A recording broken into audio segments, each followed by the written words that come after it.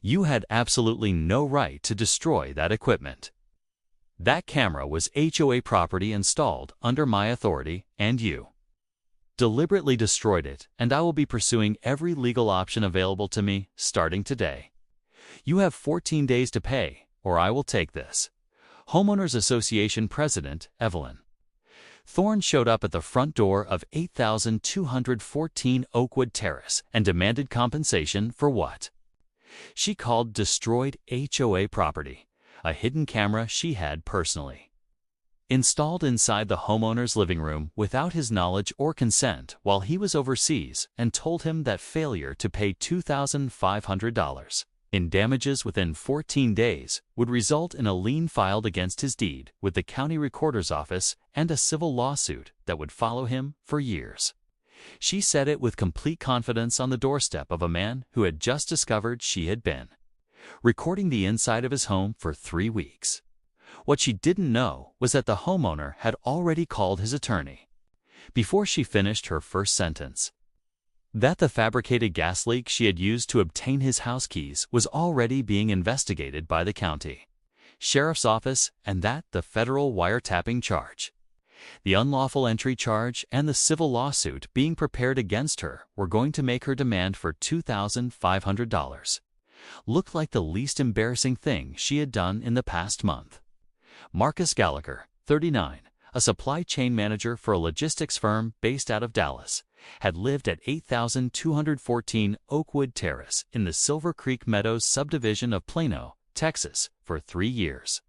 Silver Creek Meadows sat in Collin County, a middle-class neighborhood of brick-front homes, wide, clean sidewalks, and the kind of quiet street where people knew their neighbors well enough to trust them with a spare key. Marcus had bought his home after years of renting and had maintained it without complaint or incident from the day he moved in. He was organized, methodical, and not the kind of man who forgot where he put things or left situations unresolved. His relationship with Evelyn Thorne had been contentious from almost the beginning. Evelyn, 55, had been HOA president of Silver Creek Meadows for 7 years and had developed a particular focus on Marcus that went beyond standard enforcement.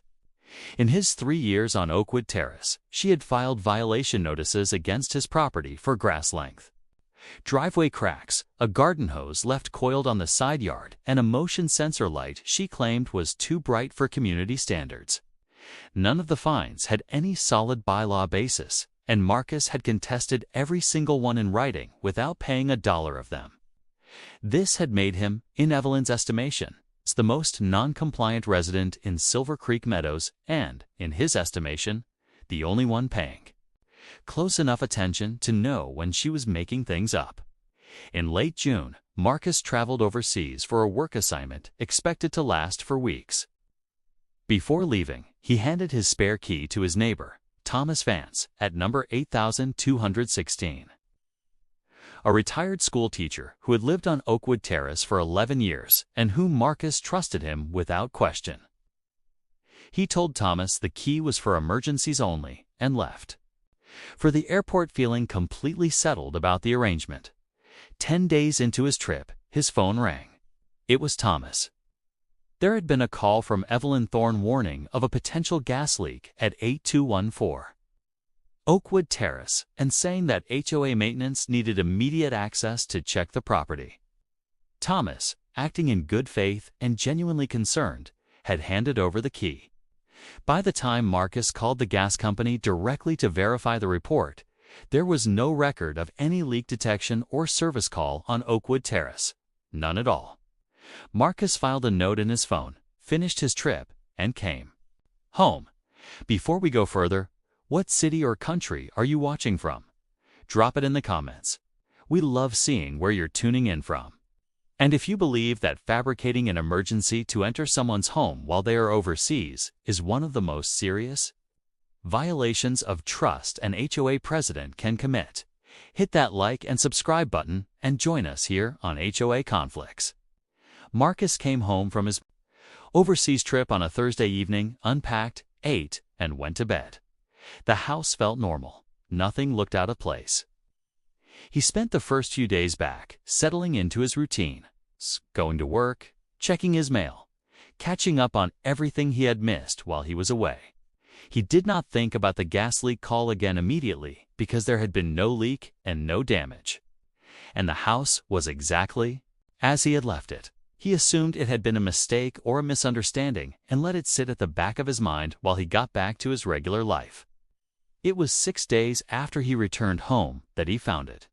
He was rearranging some books on the shelf in his living room on a Sunday evening when he noticed something that did not belong.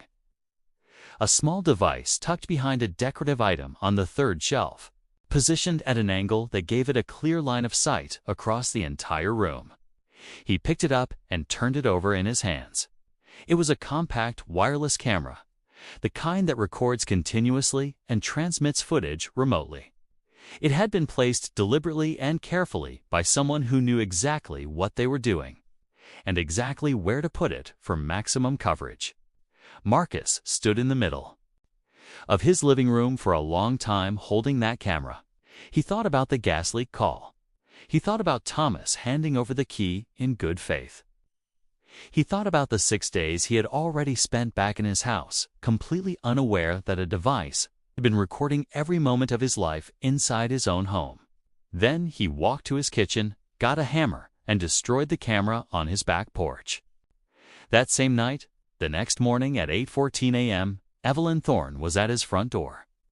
She was dressed in her usual press blouse with her HOA lanyard around her neck and her clipboard under her arm. And she was already talking before he had fully opened the door.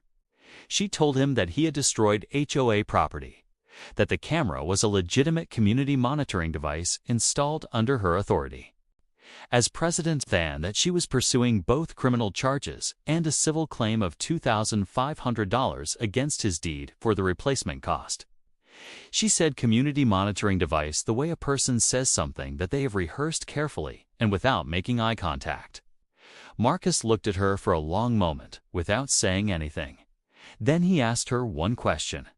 He asked her which section of the Silver Creek Meadows HOA bylaws authorize the installation of recording devices inside a private residential property. Evelyn told him she did not need a specific bylaw because her authority as president covered community safety measures across the entire subdivision. Marcus nodded once, told her his attorney would be in touch, and closed his front door. He was on the phone before he reached the kitchen. Attorney, a civil litigation specialist named Robert Mitchell based out of Dallas, reviewed the facts in a single meeting and told Marcus that what Evelyn Thorne had done was not an HOA dispute. It was a federal crime.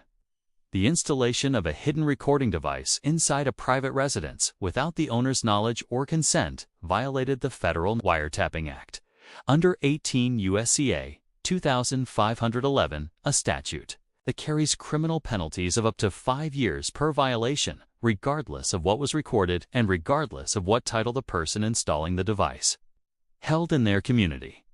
Robert filed a federal complaint the same week and contacted the Collin County Sheriff's Office with a full written account of the fabricated gas leak, the unauthorized entry, and the camera discovery. Thomas Vance gave a recorded statement to the sheriff's office 2 days later. He described a call from Evelyn in precise detail, the urgency in her voice, the specific language she had used about the gas leak, and the way she had assured him that HOA maintenance needed immediate access to protect the property. He had acted in good faith on every word of it. The sheriff's office pulled phone records and confirmed that no gas leak report had been filed with any utility provider or emergency service in Plano on the date Evelyn had made her call to Thomas. The leak had never existed. The call had been made for one purpose only. Then Robert pulled the HOA bylaws for Silver Creek Meadows from the Collin County Clerk's office, all 47 pages, and searched every section for language authorizing interior property access, monitoring, or surveillance of any kind.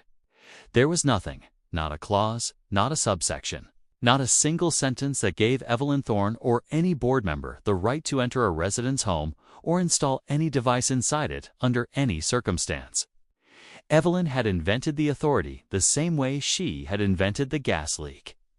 Robert put both findings in the federal complaint and the civil lawsuit filing and submitted them on the same morning. Evelyn's attorney called his office that afternoon. Robert told them his client was not interested in the conversation. The Collin County District Attorney's Office accepted the criminal referral from the Sheriff's Department and filed charges against Evelyn Thorne within 30 days of the complaint being submitted. The charges were serious and they were multiple, unauthorized. Entry into a private residence under Texas Penal Code 30.05. Installation of a hidden surveillance device under Texas Penal Code 16.02. And a separate federal wiretapping charge filed concurrently by the FBI field office in Dallas. Evelyn hired a criminal defense attorney the same week the charges were filed. The retainer cost her $25,000. Her civil lawsuit against Marcus for the destroyed camera was dismissed at the first hearing. The judge did not need long to reach that decision. No court in any jurisdiction was going to entertain a claim for compensation over a recording device that had been illegally installed inside a private home. Evelyn's attorney did not appeal the dismissal. Robert Mitchell's civil lawsuit against Evelyn personally and the Silver Creek Meadows HOA board collectively was a different matter entirely. It named both parties for unauthorized entry, illegal surveillance, invasion of privacy, intentional infliction of emotional distress, and negligent oversight by a board that had allowed one person to operate without accountability for 7 consecutive years. The HOA board's insurance carrier reviewed the filing and immediately began separating themselves from Evelyn's individual actions. 3 board members resigned within 2 weeks of receiving their copies of the lawsuit. The remaining members voted unanimously to remove Evelyn from the presidency and hired an independent attorney to represent the board separately from her. The civil case settled 8 months later.